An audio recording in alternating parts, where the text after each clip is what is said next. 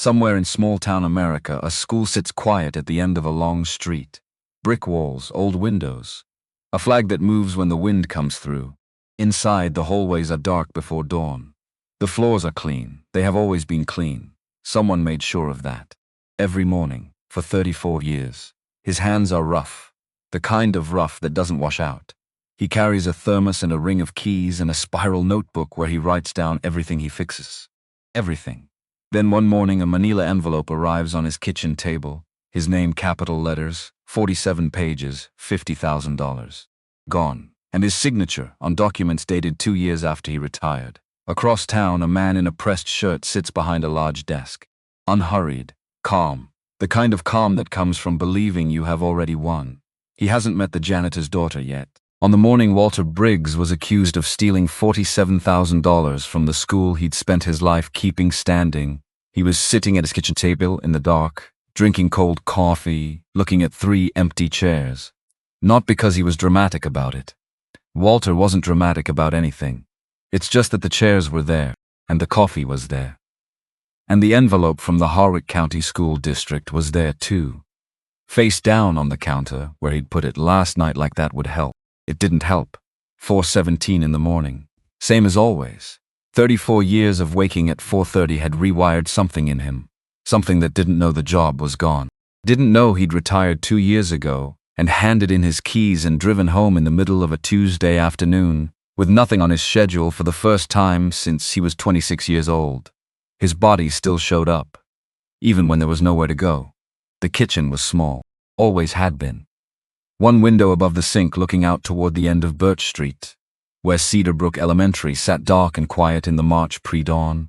A refrigerator that hummed slightly off-key. A fluorescent light overhead that buzzed at a frequency he'd been meaning to fix for 6 months.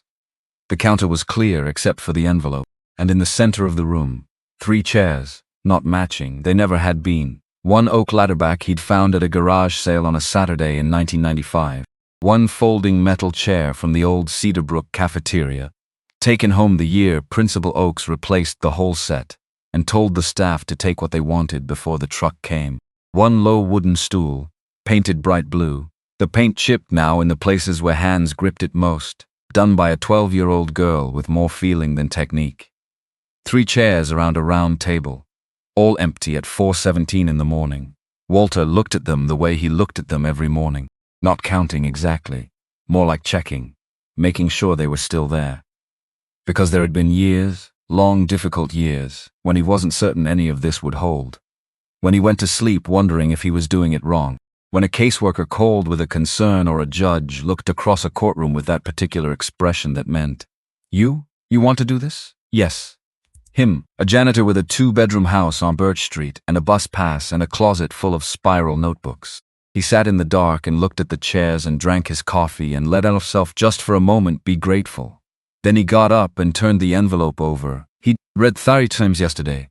The words hadn't changed. They didn't now either. Civil complaint. Misappropriation of district resources. Walter Raymond Briggs. $47,000. His name at the top of every page in capital letters. Like they wanted to make sure he understood exactly who they were talking about. He set it down. Looked at his hands. Calloused, scarred as across the right knuckles from a pipe-fitting job in 2009 that went wrong fast. A permanent crease under his left thumbnail that 30 years of scrubbing had never quite reached. These hands had unclogged every drain in Cedar Brook Elementary, rewired the cafeteria lights twice, patched the gymnasium roof one August weekend with materials he bought himself because the work order had been sitting on someone's desk for 2 months, and school was starting in 3 weeks. And the roof needed to not leak. And now, apparently, these hands belonged to a thief. He picked up the phone and dialed. Cecily answered on the second ring. Of course you did, Walter. Just like she was picking something up carefully. Hey, Cease, what's wrong? Nothing's wrong, Walter. He rubbed the back of his neck. I got some paperwork from the district. A pause, short and sharp. What kind of paperwork? He looked at the envelope. The legal kind. The line went quiet, not static quiet. The quiet of someone sitting very still and becoming very focused very fast. He knew that quiet. He'd watched Cecily develop it over tables and mock trial competitions and late nights before exams. The quiet of a person deciding something. How much? She said. 47,000. 3 seconds of nothing. Don't talk to anyone, she said. Her voice had shifted underneath. Something harder there now. Don't sign anything. Don't answer calls from the district or their attorneys. Cecily, it's probably just a, I'm coming home. You passed the bar 2 months ago. You've got interviews lined up. You've got a, I'm already packing, click. Walter held the phone for a moment after the line went dead. Then he set it on the table next to the envelope, looked at the 3 empty chairs, pulled his spiral notebook from the kitchen drawer, wrote fluorescent ballast, replace, and put it back. The small things. You handle the small things. That's how you get through the large ones. He'd learned that a long time ago. He was 28 years old the first time he found something in that building that changed everything. He'd been working at Cedarbrook for 6 years by then, long enough to know the building the way you know a place you've loved without ever saying so out loud. Every pipe with a tendency to sweat in winter. Every circuit that tripped when the 3rd floor classrooms ran their space heaters at the same time. Every door that stuck in August humidity, and every window that rattled when wind came from the northwest. January. Cold enough that the puddles in the parking lot had frozen solid overnight. He parked the truck, finished the last of his thermos coffee, and let himself in through the side entrance the way he always did, walk the main hallway by flashlight. First stop was always the gymnasium. A pipe had been weeping behind the bleachers for a week, and he wanted to check the patch from Friday. He pushed open the gymnasium doors, stopped. Something was crying, not a pipe, not the ventilation ducts, not the building settling against the cold solid outside. Baby. Walter stood in the doorway for 3 full seconds, flashlight beam crossing the hardwood floor in a long diagonal. He crossed the gym slowly. His work boots echoed with each step. The crying got louder, bounced off the cinder block walls and came back at him doubled, filling the whole space with it. Far corner, left side against the wall, a cardboard box, brown, roughly the size of a case of copy paper. Inside, a blue blanket printed with small yellow ducks, and inside the blanket a baby, red-faced, fists clenched so tight the knuckles had gone pale, eyes squeezed shut, screaming with everything she had, every breath a howl. Walter crouched down. His knees hit the hardwood floor. He pointed the flashlight at the edge of the blanket. A piece of lined notebook paper, safety pin to the corner with a single silver pin. 5 words, handwritten blue pen. Careful letters, like someone had thought about each one before putting it down. Please take care of her, no name, no number, no explanation. Just a request from someone who was already gone. Walter sat back on his heels and looked at that baby, looked at those tiny clenched fists. He hadn't held an infant since Owen. He pushed that thought back. Not now. Later was for that. He reached into the box, slid his hands under the blanket, felt how light she was, how impossibly, terrifyingly light. She fit in the crook of one arm, her head fit in his palm. She was still screaming, still shaking with it, and he held her against his chest and spread his hand across her entire back and said, Hey now, it's all right. She didn't stop crying, but her face turned into his jacket, and those fists, just slightly, unclenched. Walter stood in the gymnasium at 4:30 in the morning holding someone else's baby with no idea what to do next. So he did what he knew how to do. He kept talking. My name's Walter. I'm the janitor here. I fix things. That's what I do. So let's see about getting you fixed up. All right? The baby made a sound that wasn't quite a cry. More like a hiccup surprised out of her. He took that as agreement. He carried her to the front office and called the police. The police came in 11 minutes. The ambulance 6 minutes after that. A social worker arrived at 7 in the morning. A woman named Denise Callahan, with a clipboard, and the eyes of someone who had seen everything at least twice, and had developed a certain efficient compassion about it. By then, Walter had moved to the custodial closet, because it was the warmest room in the building. He'd wrapped the baby in his Carhartt jacket. She'd stopped crying 20 minutes ago and fallen asleep against his chest, her breathing so light he kept checking. The paramedic said she was healthy, cold, hungry, but healthy. Denise Callahan looked at Walter, at the baby, at the supply closet around them. We'll find placement, she said. Give us a few days. Where's she going tonight? Emergency foster options. I've got a spare room, Walter said. She studied him. A janitor in a brown work jacket holding a newborn in a custodial closet at 7 in the morning. Mr. Briggs, that's generous. But we have procedures, I know you do. He looked down at the baby. She was still asleep. I'm just saying I've got a room. It was my son's. Something shifted in Denise Callahan's face. Careful, Your son, he passed. Few years back, she looked at the baby, then at Walter. Then she wrote something on her clipboard. A few days, she said. We'll have placement by Thursday, eh? Thursday's fine. Thursday came. Thursday went. There was a second bedroom in the house on Birch Street.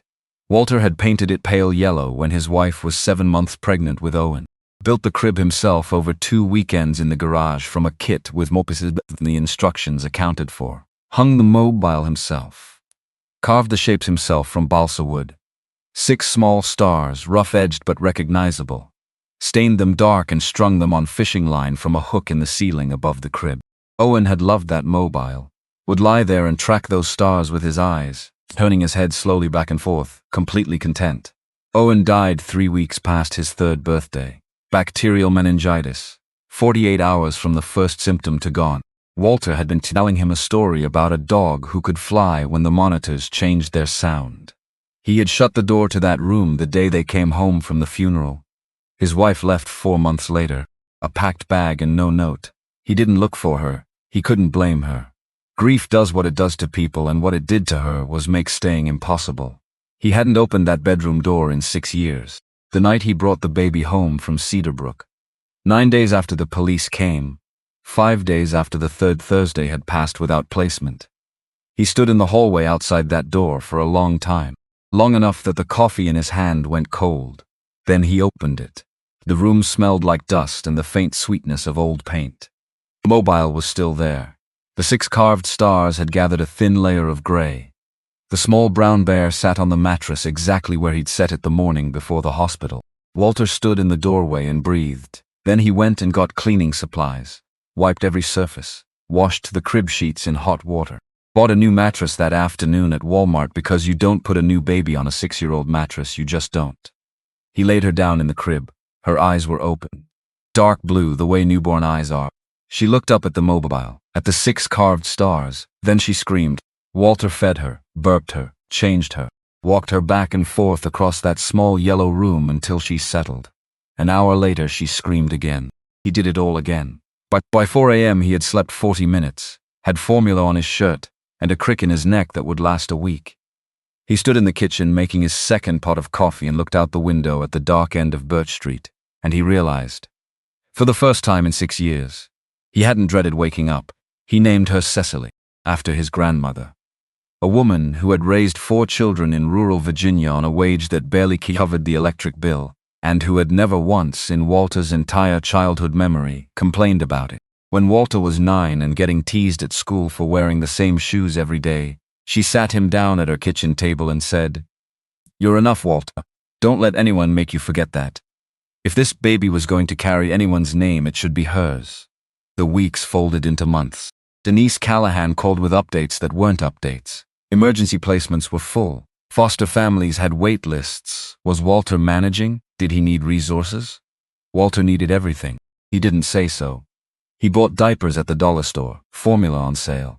A second-hand baby swing from a church rummage sale for $4. He brought solicitors the Pegasus Mrs. Oakes, a gray-haired woman who had been at Cedarbrook since before Walter arrived, told him to. She didn't put it in writing. Just said, use the back office, and if the board comes through, put her in the supply closet. So Walter set up a corner of the custodial closet with a car seat from Goodwill and a folded blanket underneath it. He mopped the hallways with Cecily sleeping 10 feet away. When she cried, he picked her up, shifted her onto his hip, kept working one-handed. The teachers noticed. The 2nd grade teacher brought a bag of her daughter's old baby clothes. The music teacher left formula on the supply closet shelf without a word. The lunch cook started making an extra plate and leaving it on the counter every afternoon, also without a word. Nobody asked Walter for a plan. Nobody told him he was in over his head. They just watched a man who had been moving through his days with something hollow behind his eyes start to come back to something. 4 months in, Denise Callahan called one last time. "Mr. Briggs, no biological family has come forward. I have to be honest about what that means at this point. What happens to her? Foster system. What if I keep her?" A pause. "You'd need to petition for custody, background check, home visits, a hearing. How do I start?" The custody hearing was 3 weeks later. Walter sat in the courtroom in his one good suit, navy, second hand, too wide in the shoulders. He'd polished the shoes the night before using a rag and cooking oil because he didn't own shoe polish. The judge was a large man with reading glasses and the patience of someone who had heard everything. Mr. Briggs, you're asking this court to grant you permanent custody of an infant. Yes, sir. You work as a custodian.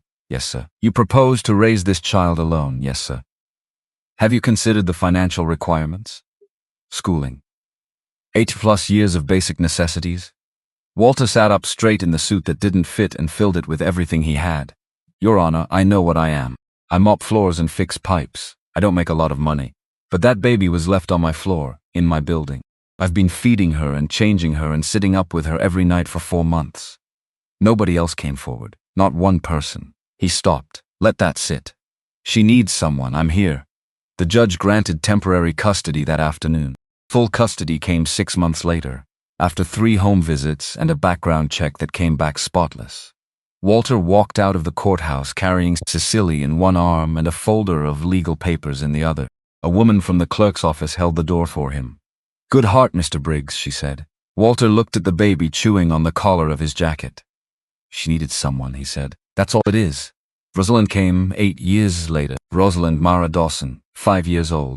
Small for her age in a way that made teachers instinctively lower their voices around her. She had light gray eyes that tracked everything in a room and a gap between her front teeth that made her whistle slightly on words with S in them. Her mother, Beverly Dawson, worked double shifts at the Cedar Brook Diner. Breakfast through close, 6 days a week. She had rough hands and dark circles, and every single morning she walked Rosalind to school with her hair braided tight and her uniform clean and pressed. Every afternoon at 3:15, when the bell rang and the hallways cleared, Rosalind appeared at the custodial closet door. She didn't knock, just showed up. Climbed onto the overturned bucket and pulled out her math workbook like this was a perfectly ordinary arrangement, which, by the second week, it basically was. Mr. Briggs, what's 7 times 8? What do you think it is, 54? Try again. She counted on her fingers, whispered numbers. 56. Walter started keeping saltine crackers in the bottom drawer. She ate them one at a time, slowly making them last. He never mentioned the after-school program. She never brought it up. Walter did the arithmetic himself. Beverly Dawson's shifts ended at 6. The after-school program cost $30 a week. $30 was $30. So Rosalind sat in the supply closet every afternoon. Walter sorted inventory around her. Sometimes she fell asleep on the bucket and he'd carry her to the front office and wait for the Beverly to pull up in her dented Civic, still in her diner apron, smelling like coffee and fryer oil. Thank you, Mr. Briggs, Beverly said every time. I don't know what I'd do. She's no trouble. She talks about you at home. Says you know everything. She hasn't met the science teacher. Beverly laughed, tired, real. February. Ice on Route 9. A delivery truck crossed the center line. Beverly Dawson was driving home from her shift. She didn't make it. Rosalind was in the supply closet working on long division when Principal Oakes came to find her. Walter saw the principal's face in the doorway before she spoke a single word. He'd worn that same expression himself once, standing in a hospital hallway with the floor dropping out from under him. He knew what it meant before she opened her mouth. Rosalind, sweetheart, can you come with me for a minute? Rosalind looked at Walter, just looked at him. He nodded. Go ahead, Roz. I'll be right here. They told her in the principal's office. Walter stood in the hallway outside the closed door and listened to the sound of a child who didn't yet have words for what was happening. Not loud, not dramatic. The quiet kind of crying that's worse than the loud kind because it means the person has already started understanding. He waited. 20 minutes later, Mrs. Oakes came out. We've called everyone on her emergency contact list, she said quietly. No one is answering. Family has come forward. Walter went into the office. Rosalind was sitting in the big chair behind the principal's desk, feet dangling 6 inches above the floor, her math workbook still in her lap, her face wet and still. Walter pulled a chair over and sat next to her. Not too close, just close enough. Mr. Briggs. Hey, Roz, my mom is dead. The word landed flat and enormous in that small room. I know, sweetheart. What's going to happen to me? He didn't have a good answer. But he had an honest one. You're going to be okay. How do you know? Because I'm going to make sure of it. He petitioned for custody that same week. He already knew the process. He filled out the forms without help. The caseworker assigned to Rosalind's case was a young man in a clip-on tie who looked at Walter's file and blinked. Mr. Briggs, you already have one child in your care. I know. And your income, I know that too. Taking on a second child would require. She eats crackers in my supply closet every afternoon because she has nowhere else to go. Her mother just died and nobody came to get her. Walter looked at him steadily. I'm not asking if it's practical. I'm asking you to let me take her home. The caseworker looked at Walter for a long moment. Then he started filling out the paperwork. Cecily was 8 when Rosalind moved in. Old enough to understand, young enough to adapt. She fussed for one day about the bedroom arrangements and then stopped, because Cecily, whatever else she was, had always been practical. Rosalind was harder. She didn't talk much the first week, sat at the table and moved food around her plate. Walter made scrambled eggs every morning because Beverly had always made scrambled eggs, and he thought maybe continuity mattered, even small continuity. He was doing them wrong and didn't know it yet. Day 8. Walter came downstairs at 5:30 and found Rosalind standing at the stove in her pajamas, holding an egg over the pan. What are you doing? Making them right. She cracked the egg into the pan, looked at him sideways. You used too much butter. Mom always added milk. Walter stood in his own kitchen and watched a 5-year-old correct his technique. When they were done, she slid the eggs onto 2 plates and sat down in the metal folding chair, which was already, without anyone saying so, her chair. They ate in silence, the whole plate, both of them. And when she looked up at him across the table, she didn't say anything. But the way she looked at him, like she was deciding, Walter thought, all right, we're going to be okay. Petra came 6 years after that. Walter was 46. Cecily was 14, already arguing her way through every dinner table conversation and usually winning because she had learned to anticipate the counter-argument before it arrived. Rosalind was 11, quiet and careful and sharp in the way children who've lost things early tend to become sharp. Not brittle, just precise about where they put their weight. June. Hot already by 6 a.m. Walter was doing the first floor hallway when he heard something from the basement. Not pipes. Not the boiler cycling on. Something heavier. Irregular. The kind of sound a building doesn't make on its own. He opened the basement door and went down with his flashlight. Behind the furnace, in the gap between the old oil tank and a stack of broken classroom chairs that had been waiting for disposal for 2 years, a girl, curled up on the bare concrete floor, 8 years old maybe. Long sleeves in June. Walter crouched down a few feet away, kept his voice low and level. My name's Walter, I'm the janitor. Are you hurt? She didn't move, watching him. Are you hungry? Her eyes dropped to the thermos in his hand. That's just coffee. Don't want that. He straightened slowly. How about I go upstairs and get you something to eat? I've got soup and crackers. She looked at him. That look, he'd seen fear before. On Cecily in the early months when a door slammed too hard. On Rosalind in the first weeks after her mother died. But this was something past fear. Something that had been afraid so many times it had worn itself flat. I'll be right back, he said. I promise. He went up to the supply closet, heated a can of chicken noodle soup on the hot plate, grabbed the crackers from the bottom drawer, found the old wool blanket from the top shelf, the one he kept for the mornings the heating system gave out in January, brought everything back down. She was still there. He set the soup beside her, draped the blanket over her shoulders. Then he sat down on the concrete floor, back against the oil tank, a few feet away from her, and waited. She looked at the soup for a long moment. Then she picked it up and ate slowly, carefully, like someone rationing something they weren't sure would be replaced. When the can was empty, she set it down precisely and pulled the blanket tighter around her shoulders. Are you going to tell someone? She asked. Yes, Walter said, but not yet. You needed to eat first. Something in her face changed, small, but real. My name's Petra, she said. Hi, Petra, I'm Walter. You already said that. I did. Sorry. She almost smiled. Didn't quite make it all the way there. But the beginning of one was visible, which was something. Walter called the police from the basement. They identified Petra from a missing persons report filed 48 hours earlier by her foster family.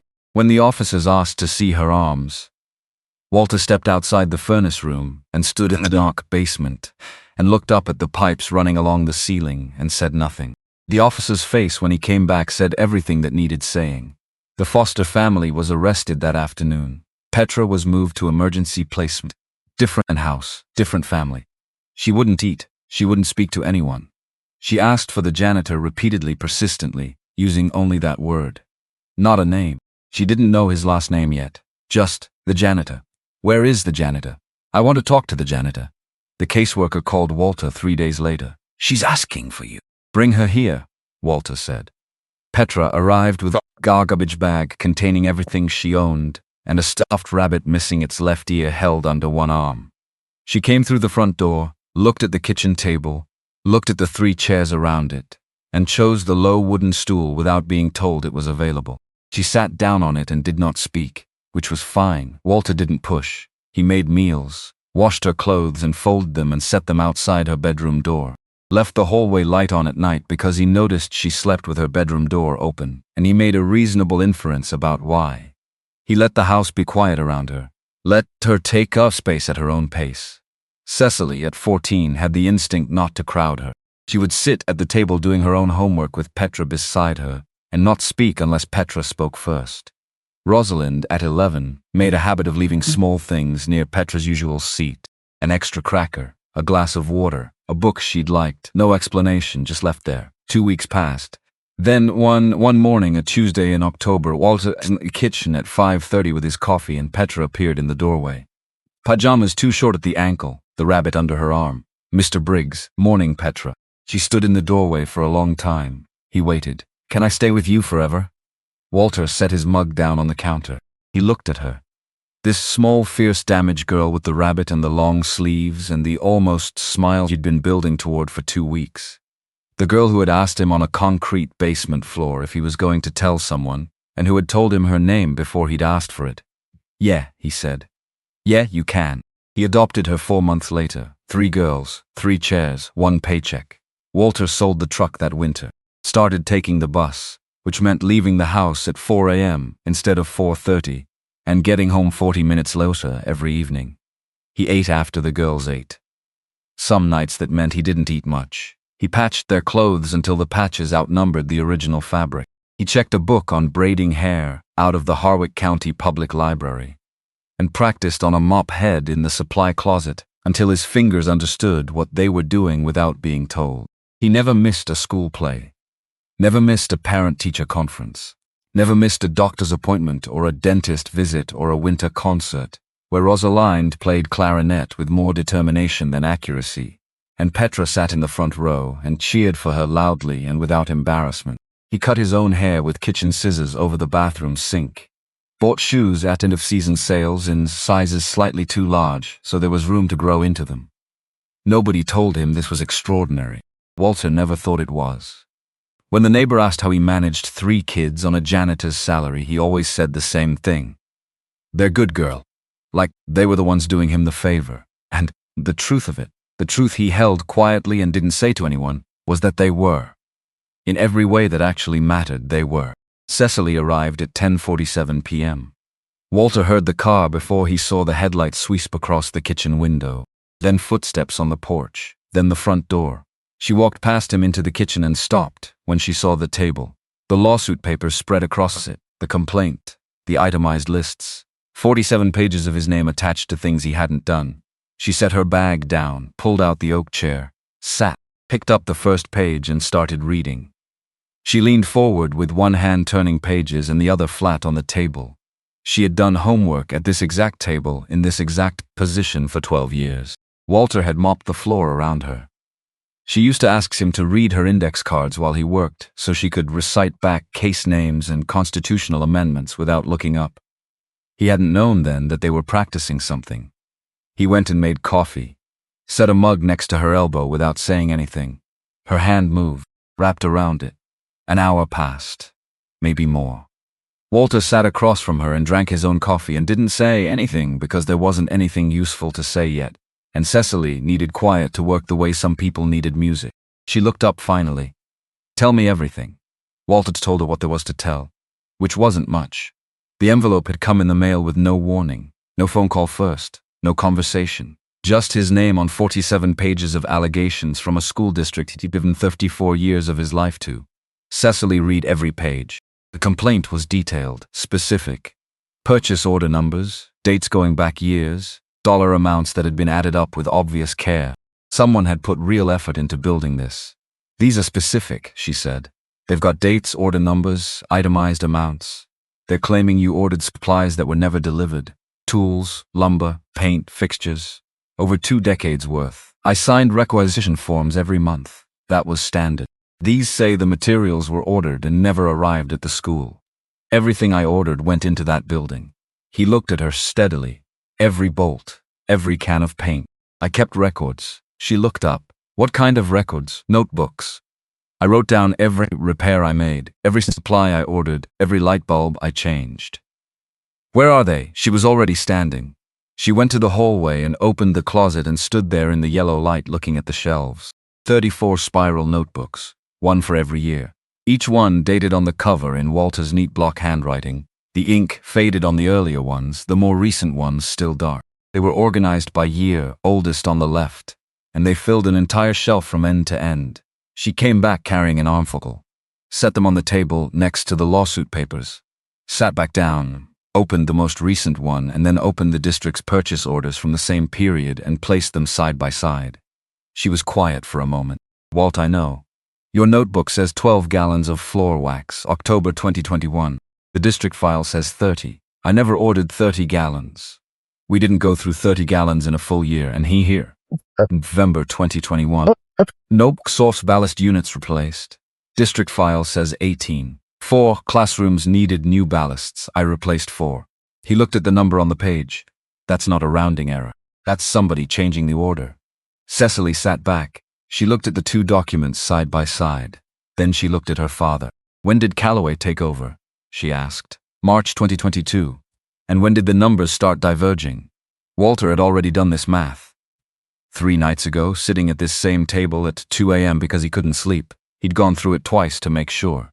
March 2022, he said. Not before. Not one discrepancy before that month.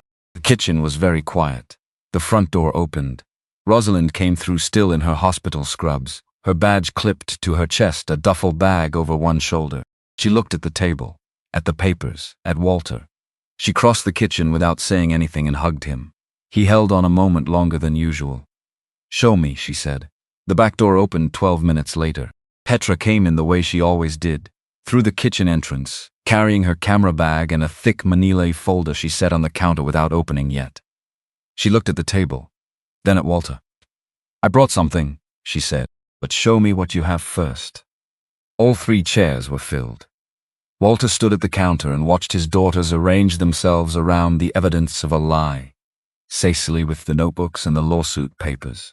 Rosalind reading over her shoulder, her nurse's eyes moving methodically across the numbers. Petra with her folder on her lap, waiting. He made another pot of coffee because it was going to be a long night, and because making something with his hands was the only way he knew to be useful right now. Outside the window, Cedarbrook Elementary sat dark at the end of Birch Street. He didn't look at it.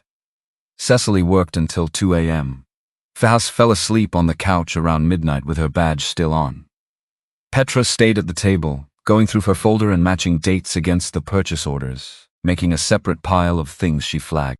Walter made a 3rd pot of coffee and didn't drink much of it.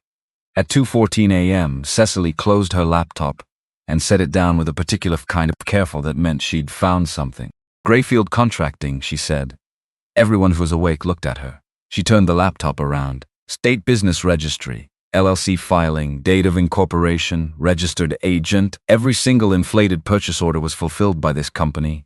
Everyone. She pulled a printed page from her notes. I cross-referenced all of them. Every order that doesn't match your notebooks. Every extra case of floor wax. Every phantom ballast. Every piece of lumber ordered and never delivered. All of it went to Grayfield Contracting, LLC. Petra leaned forward. Who owns it? Incorporated March 2022. Cecily looked at her, then at Walter.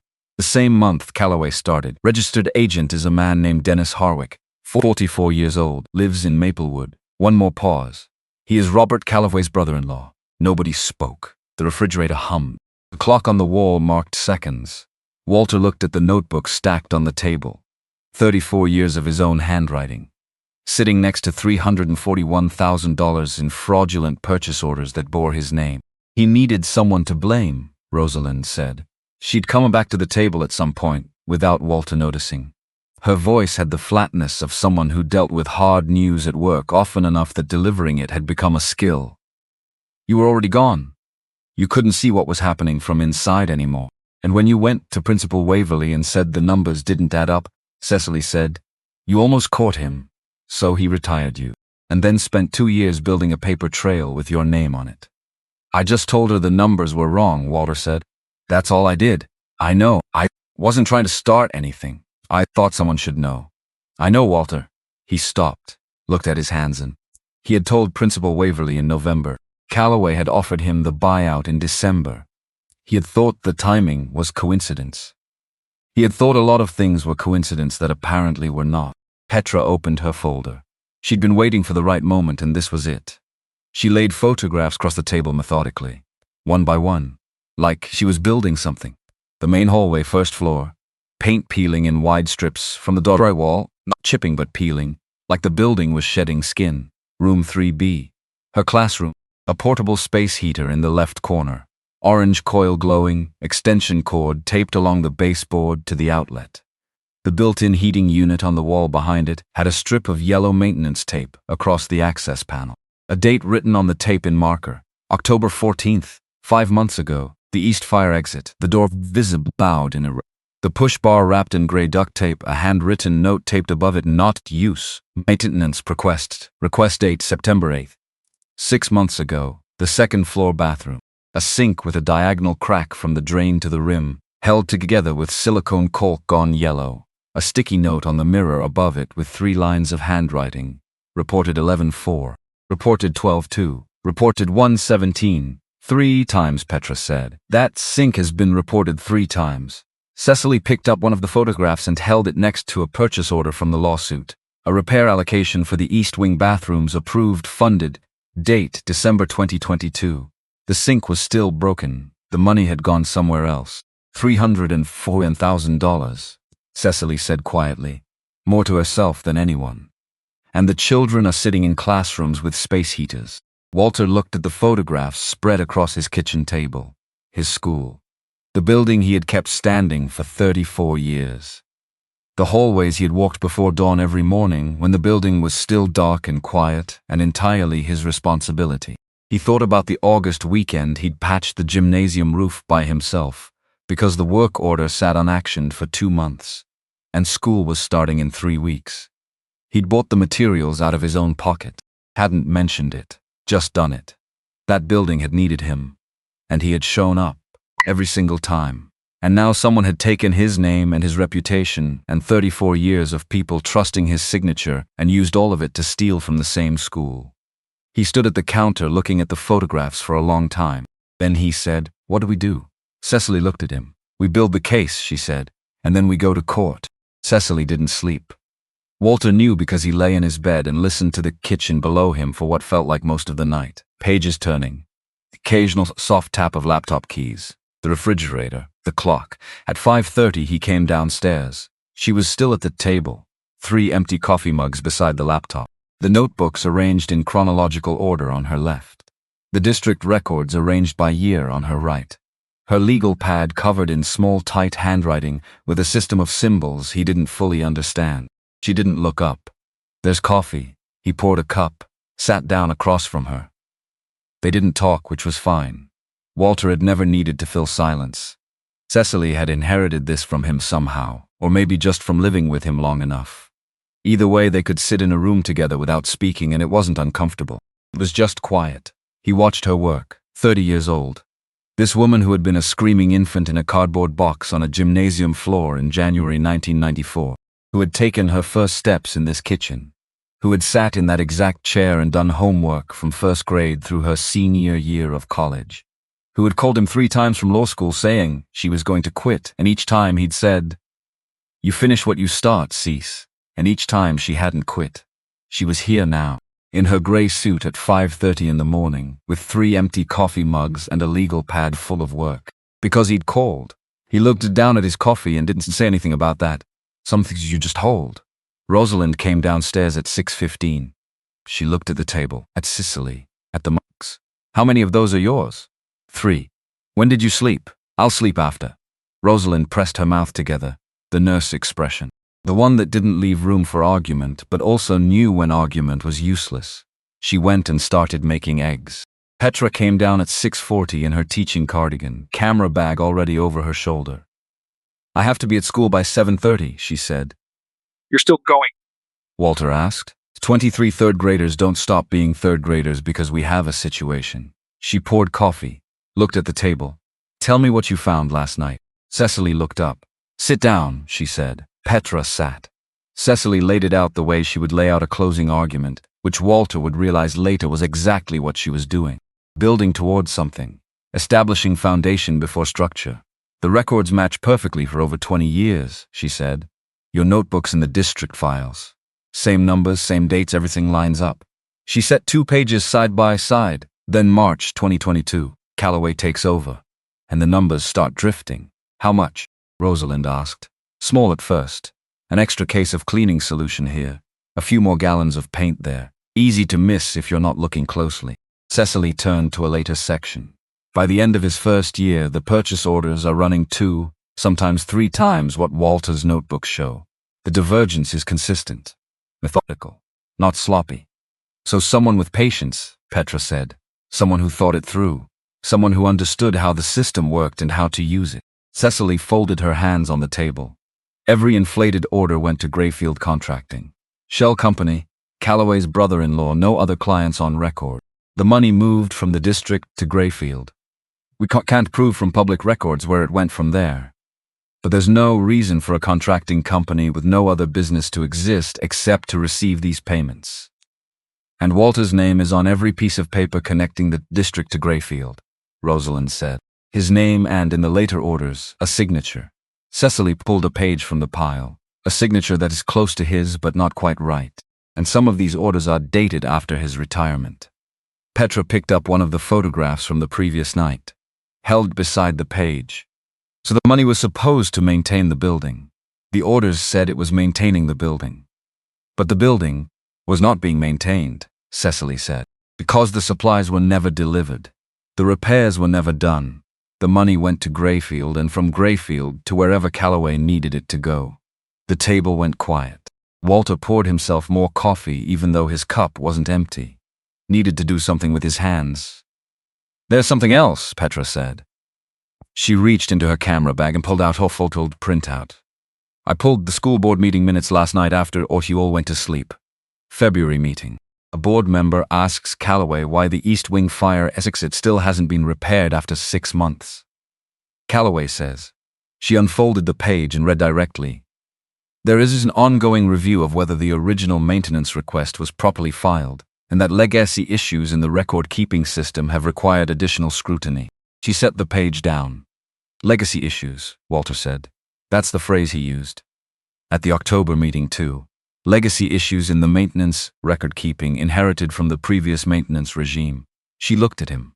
He had an explanation ready for everything that was visibly falling apart. And the explanation always pointed back to whoever had been doing the job before him. "Before you," Cecily said. Walter sat with that. 34 years, his notebooks, his records, his name. And someone had taken all of it and turned it into the explanation for why nothing worked anymore.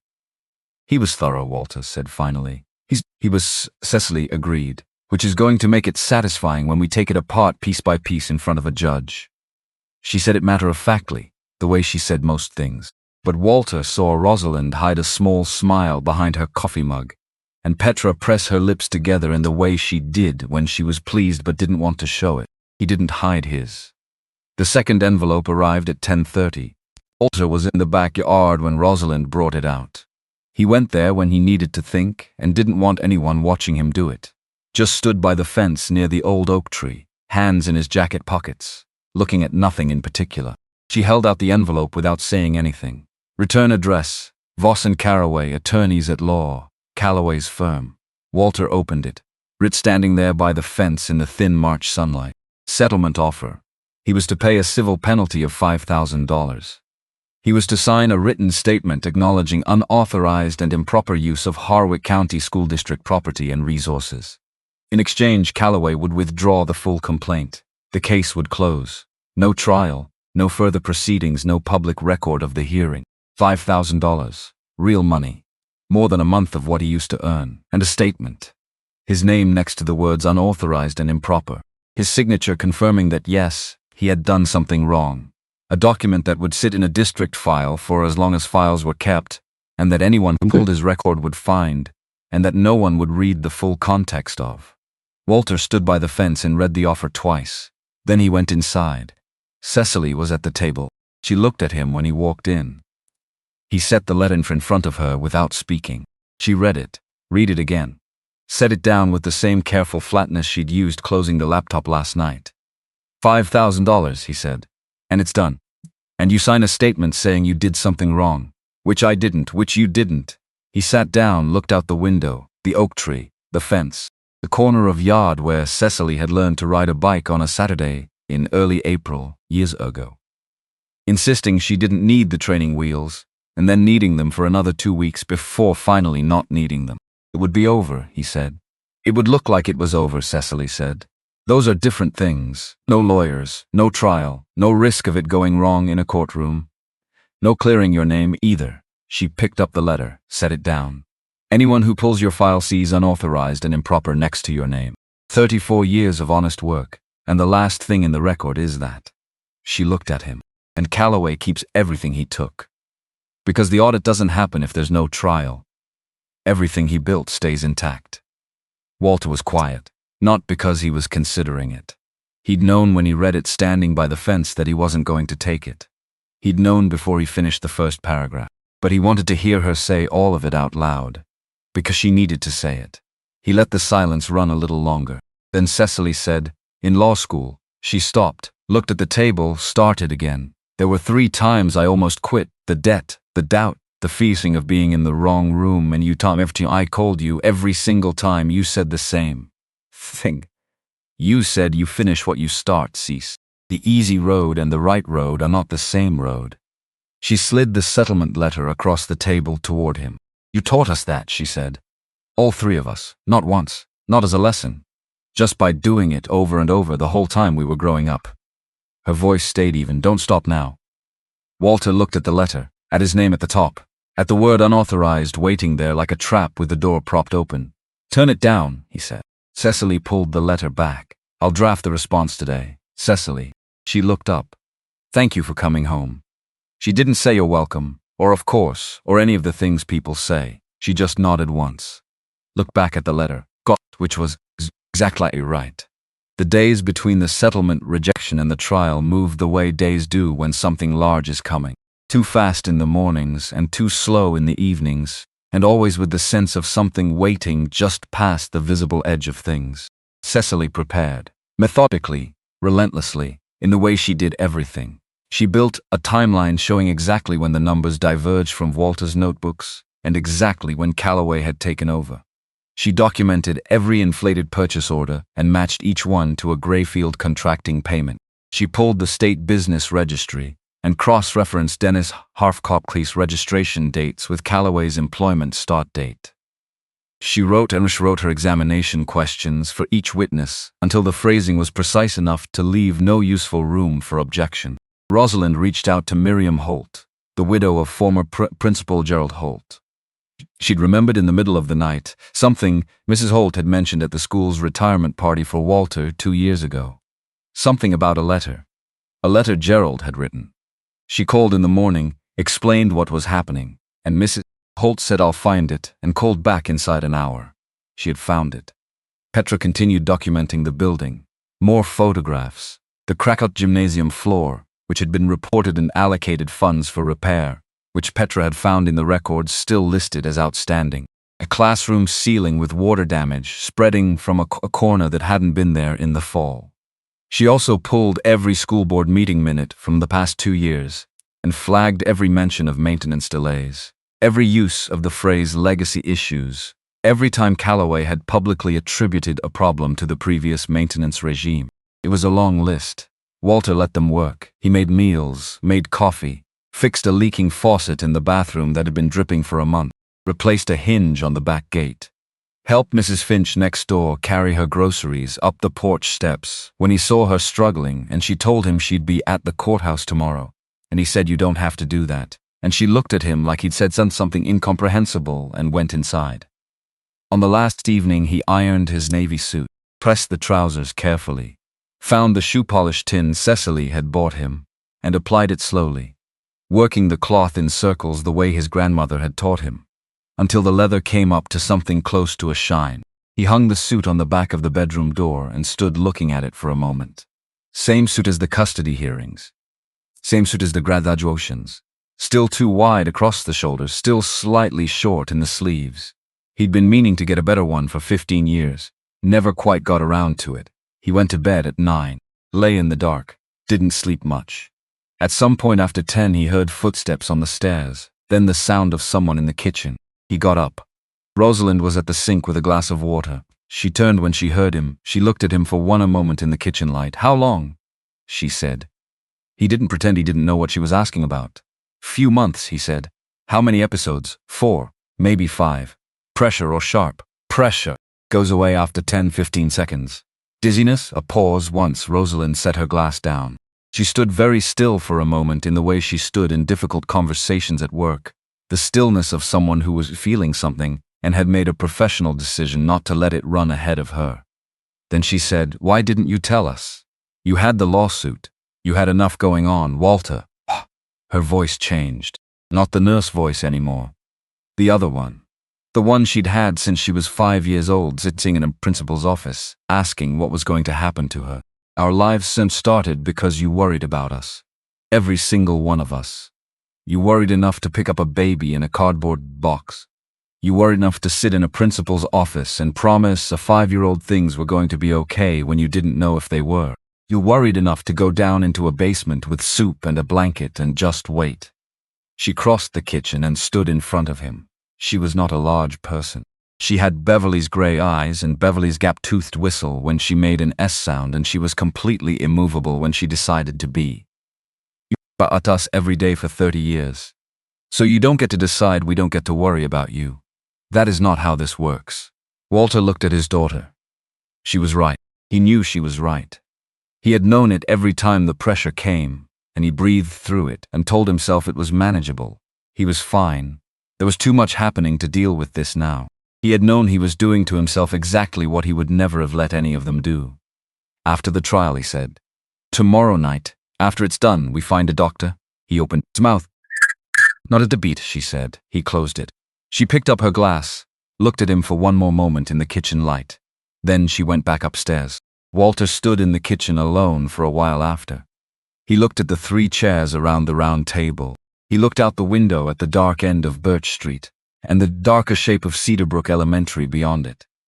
He thought about the gymnasium floor, about the crack that ran nearly end to end now, longer than when he'd first reported it 3 years ago, longer because the proper repair had never been done, about what that floor looked like on a January morning in 1994, in the beam of a flashlight, with a cardboard box in the far corner.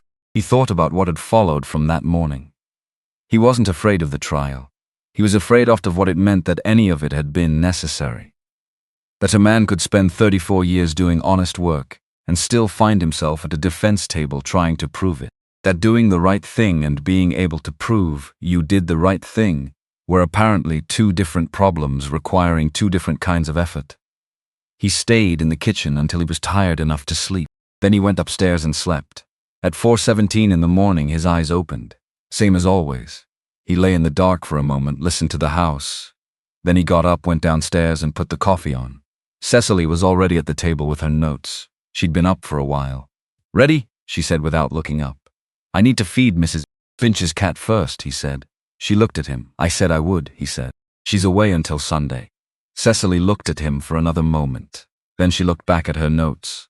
"Then feed the cat," she said. He did. Mrs. Finch's tabby ate half-assed his food and knocked the bowl sideways with his paw, apparently dissatisfied with either the portion or the service. Walter cleaned it up and stood in Mrs. Finch's kitchen for a moment, looking at the ordinary evidence of her life. Reading glasses, half-done crossword, photographs on the refrigerator. A life, held together by small things. He went home. Rosalind was making eggs. Petra was at the table with her folder of photographs and her hands around a mug. All 3 chairs were full. The 4 of them ate breakfast together. Not much talking. The sound of forks on plates in the refrigerator and the fluorescent light that still needed fixing. Walter looked at his 3 daughters. Then he stood up and took his plate to the sink. "All right," he said. "Let's go." The courthouse on Garrison Street smelled like old wood and floor wax. Walter noticed the floor wax first. Couldn't help it. 34 years of applying the stuff and will make you notice things other people walk straight over. This floor had been done recently and done well. Long even strokes, overlapping at the edges the way you're supposed to. Good technique. Walter approved of it automatically, without meaning to, the way he approved of most things done with care. Then he looked up, and the hallway was full of people. Not a crowd in the loud sense, not pushing up or pressing, just full. Every bench along both walls occupied, people standing in the gaps between, coats and quiet conversations that stopped when he walked in, faces turning toward him one by one. He knew these faces. Greta Finch, his neighbor from 2 doors down, standing near the entrance in her blue wool coat. The one she reserved for occasions that required a certain dignity. She was holding a folded piece of paper against her chest with both hands. She'd mentioned the paper the day before, something she'd written down. Every time Walter had fixed something extra over the years. Every repair done without being asked and without charging anything. He hadn't thought much of it then. Seeing her hold it now in this hallway, he thought about it differently. The man from the Cedar Brook diner. Big hands. Usually in an apron. No apron now, but Walter could still picture it. The ghost of the uniform still somehow present. Teachers. 2 from the primary corridor, 1 from the upper grades who Walter had never formally spoken to, but who had left a coffee outside his supply closet door every morning after a bad storm, because she knew he'd been in since 3 a.m., dealing with whatever the weather had done to the building. Parents whose names he didn't know, but whose children he knew. The girl who left her lunchbox in the gym every Friday. The boy with the locker that stuck until Walter figured out the frame had warped and shimmed it with a piece of cardboard cut to exactly the right thickness. And near the courtroom door, standing very still with a yellow envelope held against her chest. Miriam Holt, Gerald Holt's widow. Gerald, who had been principal of Cedarbrook for 22 years. Who had known Walter since his first week on the job. Who had written him up exactly once for staying 3 hours past his shift without clocking overtime, and who had then torn up the write-up in front of him and said, "Don't do it again, and I don't mean stay late." Mrs. Holt met Walter's eyes across the hallway. She gave him one slow nod, deliberate, like a punctuation mark at the end of a long sentence. Walter stopped walking. He stood in the entrance of the courthouse and looked at all of it. All of these people who had come here on a Thursday morning, who had rearranged their lives to be in this building for him. For a janitor who had never asked for anything from any of them. He genuinely didn't know what to do with it. He had spent 34 years being the person in the background. The one who arrived before everyone else and left after. The one who fixed things so that other people's days could proceed without interruption. The invisible infrastructure of a building full of other people's children and other people's lessons and other people's lives. And now they were here. Cecily put her hand on his arm from behind.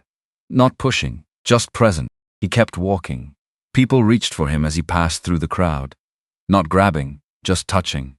A hand briefly on his shoulder, a nod. Someone said something quiet that he didn't quite catch, but that felt like it meant something. He nodded back without being entirely sure of what he was nodding to. He kept his eyes forward and kept moving. The courtroom was smaller than he'd expected. Wood paneling darkened with age. Fluorescent lights in the ceiling. One of them with a slight flicker that Walter clocked immediately. 4 rows of gallery benches behind the rail. At the judge's bench at the front, raised empty. 2 tables facing it. At the plaintiff's table across the aisle, Robert Calloway. Pressed shirt, dark tie, hands folded on the table in front of him like he was waiting for a quarterly review meeting to start. Beside him, Timothy Voss, his attorney, a tall man in an expensive suit sorting papers with the practiced efficiency of someone for whom courtrooms were unremarkable. Calloway didn't look up when Walter came in. Walter looked at him for exactly 3 seconds. Then he sat down at the defense table. Cecily sat beside him. Rosalind and Petra took the front row of the gallery behind the rail. Petra had her photograph folder on her lap. Rosalind sat with her hands still in her lap, which was how she sat when she was concentrating very hard on appearing calm. The judge entered at 9:02.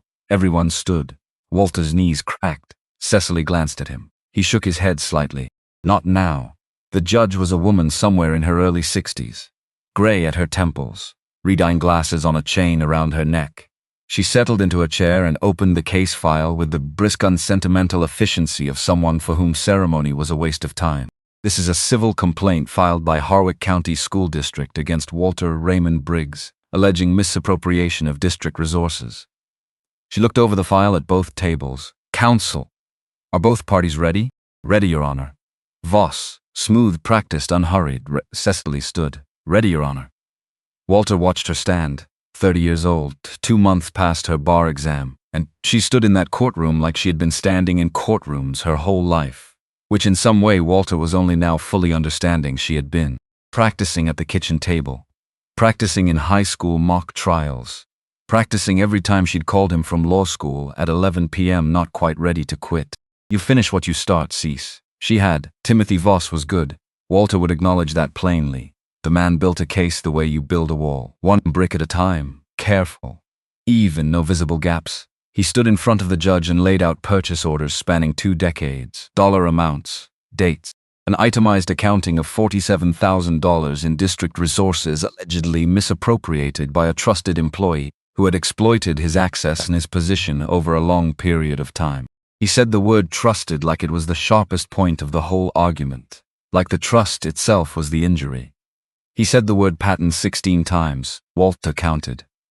The district accountant, a thin, nervous man named Garrett who had clearly prepared very carefully, took the stand and walked through the purchase orders one by one. Dates, discrepancies, dollar amounts. He had a spreadsheet. He had printed copies. He had highlighted the relevant figures in yellow. Walter sat and listened to 34 years of honest work described as a systematic fraud. And he didn't move. He didn't react. He sat with his hands flat on the defense table and let the words come and move over him like water, sir. Because he had learned something over the years about sitting in difficult rooms while someone said difficult things. You don't fight the words while they're happening. You hold still. Let them pass. 'Cause they're just words. The truth is still the truth after the words are done. Cecily cross-examined Garrett. She was pleasant about it in a way that was somehow more pointed than being unpleasant would have been. She asked her questions with a kind of courteous precision that left no room for vagueness. You reviewed the purchase orders in question? I have. These orders span approximately 2 decades? That's correct. During that time, were these orders approved by anyone other than Mr. Briggs? A supervisor, a principal, a district administrator? Garrett paused. The orders were submitted under Mr. Briggs's name. That's not what I asked. Were they reviewed or approved by a supervisor? Standard procedure would require, in the case of these specific orders, was administrative approval given or not? I would need to check individual files. Let's look at one together. She picked up a document, handed a copy to Garrett and one to the judge. Purchase order dated November 3rd, 2021. Do you see an administrative approval signature on that document? Garrett looked at it for a moment. The approval field is? A pause. Yes. Blank, Cecily said, and turned back to her table. Voss objected. The judge overruled it. Cecily kept one more question. Several of the purchase orders the district is presenting as evidence of misappropriation are dated after March 2022. Is that correct? Garrett checked his spreadsheet. Several of them, yes. And Mr. Briggs retired from the district in March 2022. Yes or no? Yes. So the district is presenting as evidence of ongoing misconduct purchase orders submitted under the name of a man who was no longer employed by the district at the time of submission. She let that sit for exactly 2 seconds. How does a retired employee submit purchase orders to a district he no longer works for? Garrett's mouth opened, then closed. No further questions, Cecily said and sat down. Walter looked at the accountant on the stand, who was now looking at his hands. There it is, Walter thought. The question with no good answer.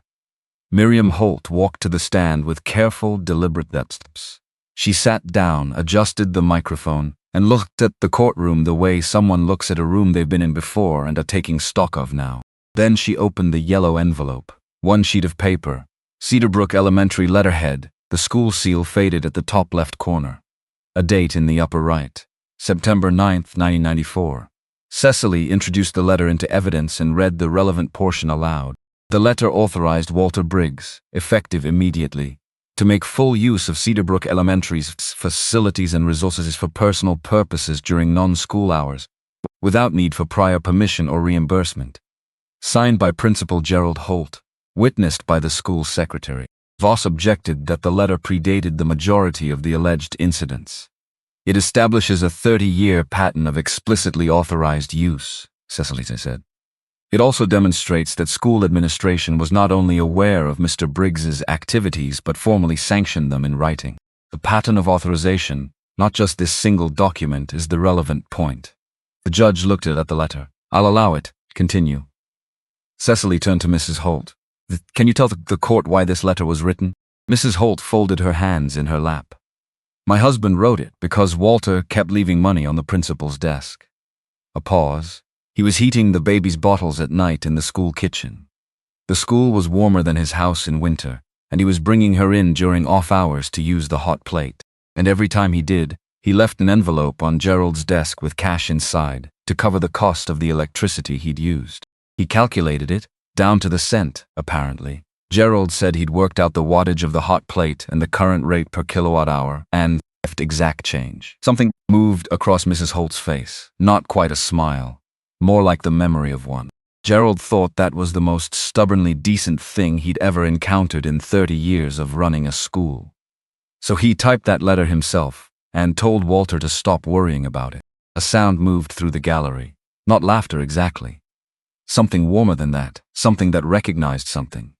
And in your experience, Cecily said, over the years your husband worked alongside Mr. Briggs, did he ever have reason to question Walter's honesty or his use of school resources?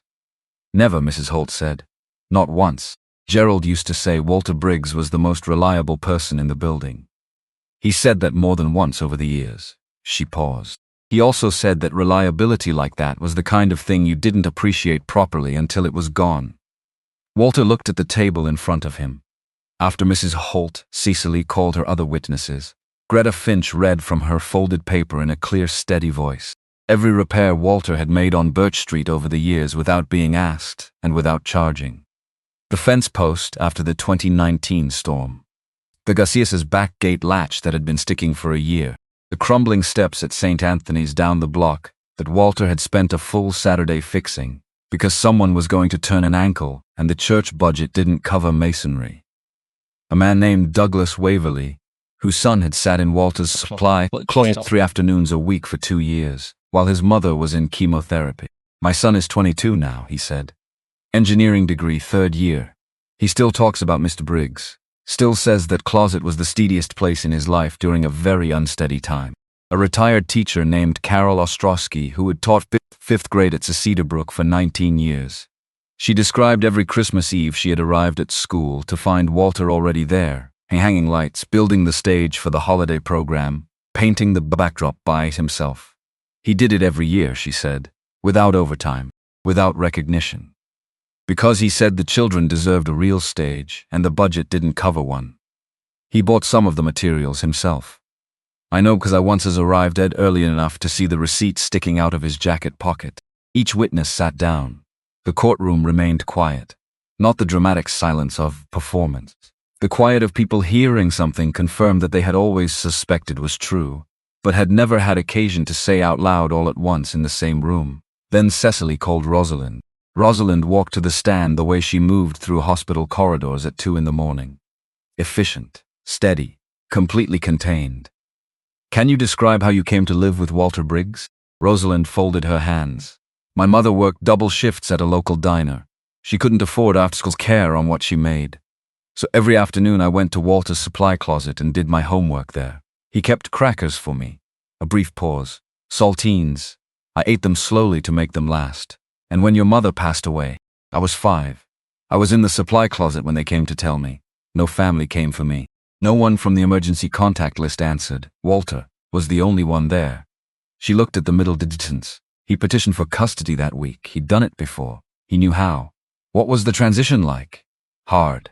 I didn't eat much. I didn't talk much. Walter made scrambled eggs every morning because my mother had always made them, and he thought maybe that mattered. Something moved across her face. Private, he got them wrong at first. I showed him how to do it right. That was the morning I started to believe things might be okay. How would you describe Walter Briggs as a father? Rosalind was quiet for a moment. He didn't rescue us, she said finally. That's not the right word for it. He just didn't leave. He showed up every morning and every evening. And every time one of us needed someone to be in the room with us. She looked at Walter. He was looking at his hands. Every day, for 30 years. Not because anyone required it, because he chose it. She stopped. Every single day, she said. He kept choosing it.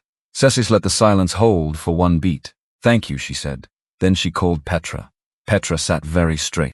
Her jaw was set in the way it was when she stood at the front of her classroom and needed her third graders to understand that something mattered. Can you tell the court how you came to live with Walter Briggs? I was 8 years old. I was hiding in the school basement. She looked at the judge directly. Walter found me at 6 in the morning when he came in to start his shift. He brought soup and a blanket. He sat down on the concrete floor a few feet away from me and didn't ask me any questions. A pause. He just waited. Until I was ready. What happened after that? He called the police. My foster family was arrested. I was moved to an emergency placement. It didn't work. She kept her hands folded in her lap. I wouldn't eat. I wouldn't speak. I kept asking for the janitor. Not by name. I didn't know his last name. Just the janitor. Where is the janitor? Can I talk to the janitor? And then Walter came and got me. I didn't speak for 2 weeks after I moved in. He didn't push. He made meals and washed my clothes and left the hallway light on because he'd figured out I slept better when there was light. Her voice stayed level, but her eyes were bright. One morning I walked into the kitchen and asked him if I could stay with him forever. He said yes. He adopted me 4 months later. She looked at the judge. He was the first adult who ever asked me if I was okay, she said, and then actually waited to hear my answer. Cecily left her legal pad on the defense table when she stood for her closing. She'd had it with her all morning. A full yellow pad covered in her small, careful handwriting, organized with tabs and numbered sections. Walter had watched her refine it over 3 days. She left it on the table and walked to the center of the courtroom. Your Honor, I'm going to keep this simple. Because the man I'm representing is a simple man. He would want me to say it that way. Her voice was clear, not loud, just clear. Walter Briggs earned roughly $400,000 of his entire career. 34 years, $400,000 total, across 3 decades of work. She let that number sit in the room for a moment. Almost all of it went to raising 3 children who had no one else left in the world. She picked up one of the spiral notebooks from the defense table and held it so the judge could see it. 34 years of honest work, in his own handwriting. Every repair, every supply order, every light bulb. These records match the district's files perfectly for over 20 years. Then March 2022. A new superintendent arrives, and the numbers stop matching. She set the notebook down, because someone started changing them. She moved slightly closer to the bench. Every inflated purchase order was fulfilled by a company called Grayfield Contracting. Incorporated in the same month the new superintendent took office, owned by the superintendent's brother-in-law, with no other clients on record. The money moved from the district to Grayfield. The supplies were never delivered. The repairs were never done. The children sitting in Cedarbrook Elementary this morning are in a building with broken heaters, jammed fire exits, and cracked sinks held together with caulk, because $341,000 earmarked for their school's maintenance went somewhere else. She paused. And the purchase orders that funded this arrangement bear the name of a man who had already retired. A man whose name had appeared on legitimate requisitions for 34 years, and whose signature no one would think to question. A man who, 8 months before the lawsuit was filed, had walked into the principal's office and said, "The numbers don't add up. Something isn't right." She looked at the judge. 2 weeks after that conversation, Walter Briggs was offered an early retirement package, and then spent the next 2 years being built into the explanation for everything that was wrong. One more pause. Longer. Walter Briggs did not steal from this school. He kept it standing. Some of those years, what he had to give was almost nothing. Her voice didn't change. It was always enough. She sat down. Her hand found Walter's under the table. Squeezed once. He didn't look at her. He was looking at the wall behind the judge's bench and doing the work of keeping his face still. Voss gave his closing in 4 minutes. Purchase orders, dollar amounts, the pattern of alleged misuse. He did not address the forged signatures. He did not address Grayfield Contracting or Dennis Harwick. He did not address the photographs of the deteriorating building or the board meeting minutes where Calloway had attributed every failing to legacy issues in the record keeping. He sat down. The judge said, Mr. Briggs, the court will hear from you if you wish to make a statement. Walter stood, slowly. His knees did what they did. He put his hand on the table edge for a moment to steady himself, then straightened and walked to the front. He gripped the rail of the witness stand and looked at the courtroom. All those faces. Mrs. Finch with her folded paper now loose in her hands, Mrs. Holt with her yellow envelope closed again. Douglas Waverley leaning slightly forward. The teachers, the parents, the people who had come here on a Thursday morning for him. And in the front row of the gallery, 3 women.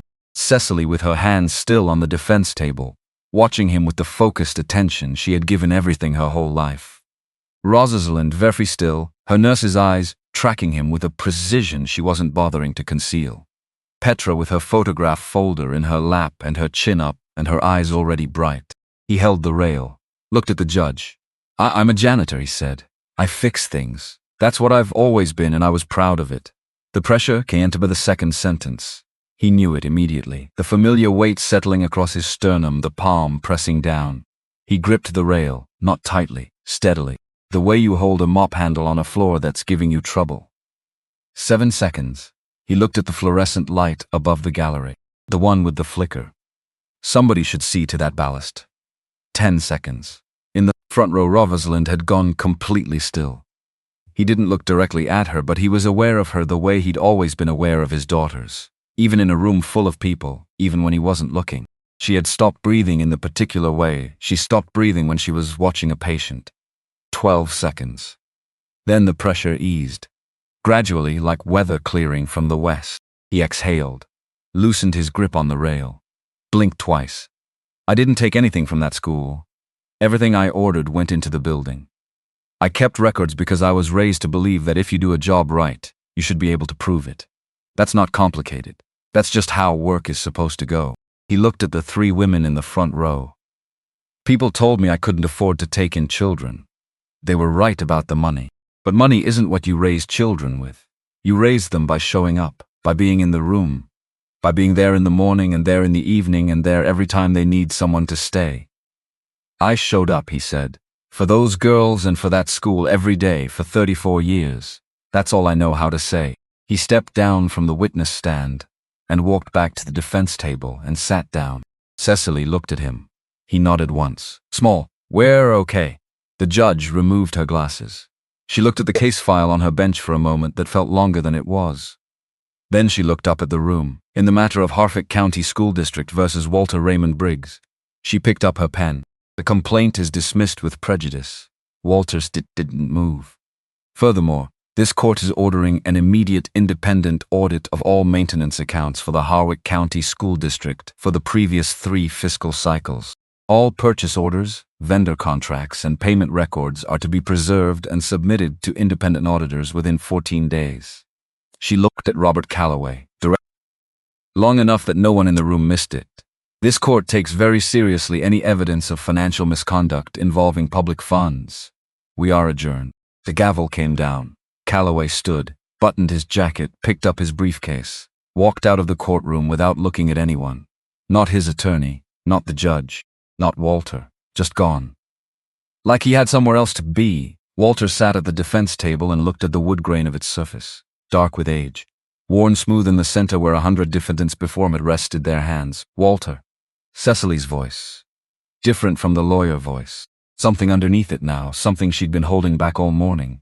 It's over, she said. We won. He nodded. He opened his mouth to say something and couldn't find what it was. Then Rosalind was through the railing and Petra right behind her and Cecily from beside him, and he stood up into all 3 of them at once. He pressed his face against the top of Cecily's head and held on. He just held on. The hallway was still full when they came through the courtroom doors. The sound was immediate, not a roar. Applause that sounded like relief rather than celebration, which is the more honest kind. Walter looked so uncomfortable that Cecily put her hand on his back to keep him moving forward through it. Mrs. Finch took his arm with both hands. I told you, she said. Her eyes were wet. I knew they'd see it. Douglas Waverley shook his hand hard, didn't let go right away. My son is going to want every detail. Ray from the diner, broad-shouldered, apron, usually no apron now but somehow still present, said, Pancake Sunday. All 4 of you. I mean it, and I'll be watching for you. Mrs. Holt held his hand in both of hers. She didn't say anything, didn't need to. She looked at him with Gerald's yellow envelope under her arm and gave him the same slow, deliberate nod she'd given him across the hallway that morning. The kind that means, I knew. And now everyone knows. Walter moved through all of it the way he'd always moved through everything. Quietly. A little stooped. Not quite sure what to do with attention that turned toward him instead of away. On the courthouse steps, he stopped, looked back through the glass doors at the hallway emptying behind him. All that time, he said quietly. First time in a courtroom for myself. Cecily's was bizarre. You did good in there. I didn't do anything. You did everything, Walter. A long time ago. She looked out at Garrison Street, the ordinary mid-morning traffic moving past unchanged. Today was just the paperwork. He looked at her. The woman who had been 5 words on a piece of notebook paper, pinned to a blue blanket with yellow ducks on it, who had just spent 3 days building the argument that exposed a superintendent, recovered $341,000 in stolen public funds and cleared her father's name in a county courthouse. Just the paperwork. Come on, she said. Let's go home. Calloway was suspended without pay the following Monday. The school board voted and the motion carried. The independent audit confirmed everything Cecily had laid out at the defense table. Every inflated order, every Grayfield payment, every line where the numbers stopped matching Walter's notebooks and started matching something else. Dennis Harwick cooperated with the county investigators within 48 hours of the auditor's arrival at his registered address. His attorney had strongly advised it. The Harwick County prosecutor filed charges against Calloway 6 weeks after the trial. Fraud, forgery, misappropriation of public funds appropriated for the education of children. The $341,000 was ordered recovered and returned to the district. The school board allocated the full amount to Cedarbrook Elementary's maintenance fund and appointed an independent oversight committee to supervise its use. Contractors arrived the following month. New heating systems throughout the building. The old units pulled out and replaced properly, not patched over. Fresh paint in every corridor. The east fire exit rebuilt from the frame, the door rehung level, the push bar replaced, the whole assembly tested and certified. The second-floor bathroom got a new sink set in properly. The plumbing behind the wall addressed the right way. The crack in the gymnasium floor was treated as what it was. A subfloor problem that a surface repair wouldn't fix. And the damaged section was replaced with new maple laid correctly on a repaired base. The building that Walter had kept standing for 34 years was being kept standing again. On the first morning the new heating units ran. Petera arrived at Cedarbrook Elementary at 7:15 as usual. She unlocked her classroom, hung her coat, set her bag down, and stood at the front of the room in the particular quiet that classrooms have before children arrive. The register on the wall clicked on. She crossed the room and put her hand flat against it, felt the warm air moving through the metal, steady, even. The kind of warmth a room is supposed to have. She stood there for a moment with her palm on the register and thought about the space heater she'd dragged from the supply closet in October and positioned in the left corner and plugged in with an extension cord she'd bought herself. She thought about the students who'd sat nearest to it on cold mornings with their coats still on. She thought about the maintenance request she'd filed in September and October and November. She moved her hand from the register and went to the board and began writing the day's date. When her students filed in 20 minutes later, the room was warm. They didn't remark on it. Why would they? It was supposed to be warm. That's what rooms are for. She didn't say anything about it either, just let them feel it. The doctor's appointment was 2 days after the trial. Rosalind booked it the same evening they came home from the courthouse. She made the call while Walter was in the kitchen making soup because making something with his hands was how he processed large days. And she didn't ask him whether he wanted to go. She told him when to be ready and said she would drive. Cecily came.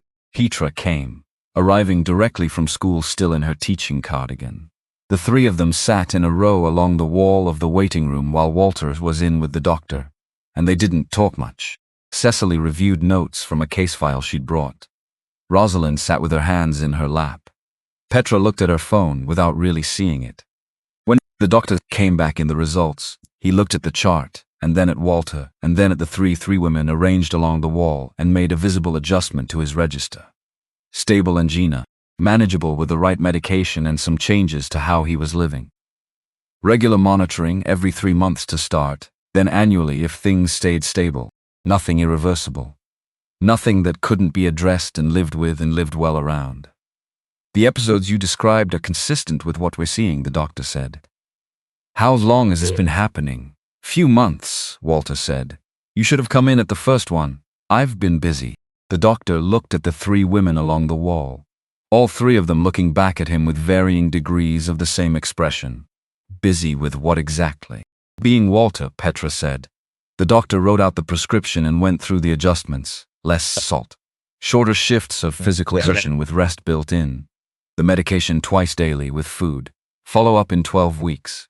In the car afterward, Rosalind handed Walter the pill organizer, the weekly kind with a small door for each day, labeled Sunday through Saturday in raised letters.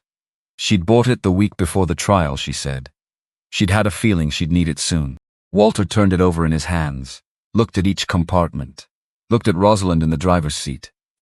Thank you, he said. She started the car. He put the organizer in his jacket pocket and left it there. Some things you receive without argument. After a certain point in your life, you understand that accepting help is not the same as needing rescue. Walter was 62 years old, and he was only just as after arriving at this understanding, which was later than it should have been. But he was there now. The school board voted in April, unanimous. All 6 members present. The motion was brief, and the language was straightforward. The Cedarbrook Elementary Gymnasium would be named the Walter R. Briggs Gymnasium. A brass plaque would be installed at the main entrance to mark the dedication. Petra handed him the invitation at Sunday dinner and slid it across the table with an expression of studied neutral that convinced no one. He read. No, he said. It's already been decided, Petra said. I don't want my name on a building. It's a gymnasium, Cece said. You've spent more time in that gymnasium than most people spend in any single room in their lives. That's different from having my name on it. It's a plaque, Rosalind said. Small, by the door. I don't want a plaque either. Too late, all 3 of them said. At the exact same moment, same words, same timing, like they'd rehearsed it, which they almost certainly had. All 3 of them. At this table.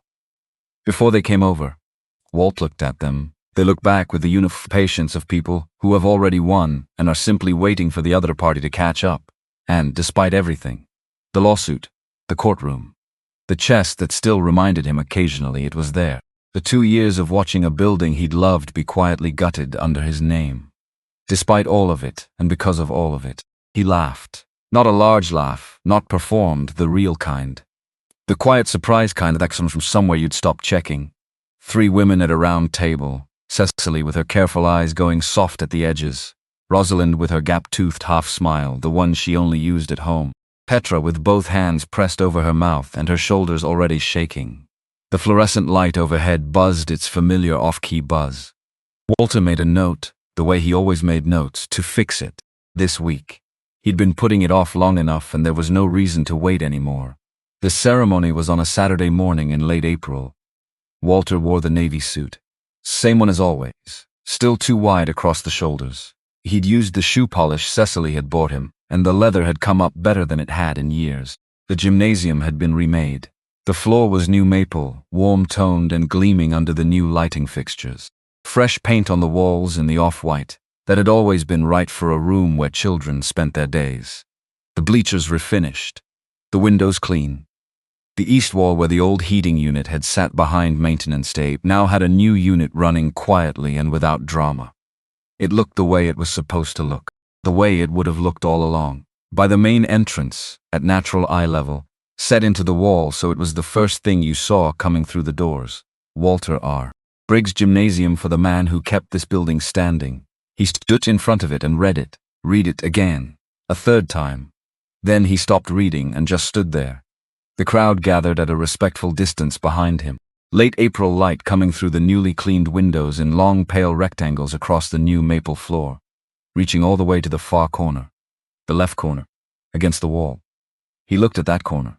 January 1994, 4:30 in the morning. A flashlight beam crossing hardwood. The sound of crying that wasn't a pipe and wasn't the wind. A cardboard box, a blue blanket. 5 words on a piece of notebook paper pinned with a single silver pin.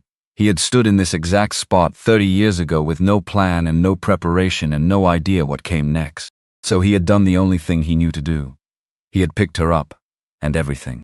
The 3 chairs in his kitchen, the 34 notebooks in his hall closet, the bus rides at 4 a.m., the Christmas Eve stage sets and the braiding practice on a mop head and the shoes bought a size too large, the courtroom on Garrison Street, the brass plaque he was looking at right now. All of it had followed from picking her up.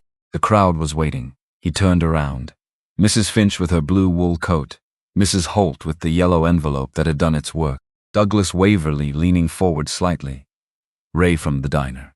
Teachers who had left coffee outside his supply closet door, and parents whose children he had known by their lost lunch boxes and stuck lockers and the particular way each one moved through the building, he'd kept standing for them. And in the front, 3 women, Cecily watching him with the focused attention she gave to everything that actually mattered to her. Rosalind almost smiling, the real one. Petra with both hands pressed against her mouth, and her eyes already bright and beyond pretending they weren't. Walter opened his mouth. "Thank you," he said. "I don't know what else to say. Thank you." The applause was warm and unhurried and didn't need to be large to mean what it meant. He stepped back from the plaque, let the 3 of them come to him, stood in the middle of all 3 of them in the gymnasium where it had started and held on. That was that. Sunday dinner. The kitchen on Birch Street. Late afternoon in April, the oak tree outside showing its new leaves, the particular bright green of things that are just beginning to be themselves. The light through the window above the sink, going golden long. Petra cooked. Roast chicken rubbed with herbs from a pot she grew on her apartment windowsill. Mashed potatoes the way Walter liked them, with enough butter that Rosalind made a comment and Petra ignored it. Green beans from the container garden on her balcony, brought over in a paper bag and presented without false modesty. Walter had 2 helpings. Rosalind watched this happen with the satisfaction of a clinician whose treatment plan is being followed correctly. After dinner, Cecily washed. Rosalind dried. Petra put things away. They moved around the small kitchen with the ease of people who know a space the way they know each other, which is to say, completely and without having to think about it. Cecily talked about the legal aid office where she was starting Monday, the cases already waiting, the way the office smelled like old coffee, and something else she couldn't name yet, but that felt right. Rosalind told a story about a patient on the cardiac ward who had been difficult all week and then brought a box of cookies to the nursing station on Friday morning with no explanation and walked away before anyone could thank him. Petra described the 3rd grader who had informed her during a unit on weather systems that his uncle said the whole thing was exaggerated, and how she had responded by asking the child what evidence would be sufficient to change his mind, which had opened into a 40-minute discussion she hadn't planned and wouldn't trade for anything. Ordinary. All of it. Which was the whole point. Which had always been the bold, even when he couldn't have said so. Cecily set the last plate in the cabinet and turned around. Saw Walter at the table, quiet. "What are you thinking about?" He was quiet a moment longer. He looked at the 3 chairs. The oak ladderback from the garage sale the year after Cecily came home. The metal folding chair from the old Cedarbrook cafeteria. The blue wooden stool, paint worn at the handholds now, that Petra had made her own the same week she'd arrived with her garbage bag and her one-eared rabbit, and sat down on it without being invited, which was the most Petra thing she'd ever done, and which had told him everything he needed to know about who she was going to be. He looked at Cecily, then Rosalind, then Petra. "I was just thinking," he said, "it turned out all right." Cecily smiled. The real one, the one she didn't use in courtrooms. Rosalind looked down at her coffee mug. The corner of her mouth moved. Petra reached across the table and put her hand over Walter's and left it there. Nobody spoke. The kitchen was warm and quiet around them. Outside the window at the end of Birch Street, Cedarbrook Elementary sat dark and still in the Sunday evening. Walter reached up and clicked off the fluorescent light overhead. In the sudden quiet, the buzzing stopped. He'd replaced the ballast 3 days ago. On a Tuesday afternoon for no particular reason, except that it had needed doing and he'd finally had the time. 6 months of meaning to get around to it, and then one afternoon he just did. The kitchen went to the softer light coming through the window. The last of it. The day going down easy. Better. He'd always known it would be better once he got to it. Some things you carry forward until the moment arrives. Some things wait for you without complaint. Walter Briggs sat at his round table with his 3 daughters, and the last of the April light in the window, and did not reach for anything else, because there was nothing else to reach for. Everything was already here.